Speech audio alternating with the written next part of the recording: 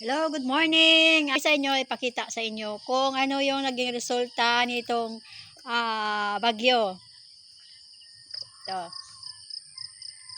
Tumba yung aming mga saging. Sayang. O ito, may bunga na. Kaunti pa naman itong aming saging bago natumba pa. Ayun, may isang bunga pero hindi natutuloy yun. Yan, mga tumba ang mga saging. Ito, mga mami, sayang. Ang laking puno, tapos nabali naman yung sanga, sayang. Ito ang dulot ng bagyo kalat. Hindi muna ako makapag-imis kasi ako muna ay mamaya na ako magwawalis banda dito. Doon sa kabila na walisan ko na dito ay hindi pa ako makapagwalis kasi mangunguha muna ako ng sampagita. Hello mga mamis! Ako muna ay pupunta doon sa ibaba, doon sa pinangunguhaan ko ng sampagita. Ako muna ay mamitas sa sampagita kasi baka ako ay maubusan, ang dami na ngunguha, tapos nagbagyo pa, baka kaunti yung mapitas. At titingnan natin mga mamis kung ang sampagita baga ay natumba ng bagyo o talagang matibay ang kanyang puno.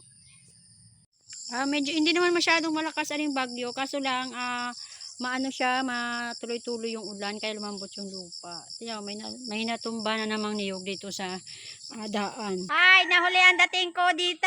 Sila ay nakapamitas na, pero konti lang napitas nila, kaunti ngayon daw ang bulaklak. O mga mame, sa nakikita ninyo ang sampagita parang hindi binagyo.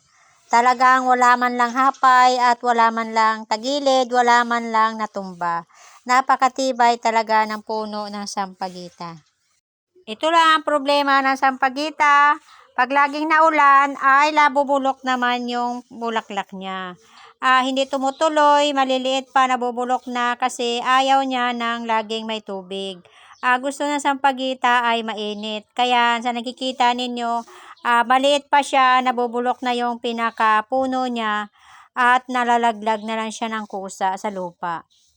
Pero huwag kayong mag-alala, sadyang ganun lang na ulan. Pero pag uminit ulit, babawi, gaganda na ulit yung sampagita. Walang lugi talaga sa sampagita. Hindi naman lagi kasi umuulan eh.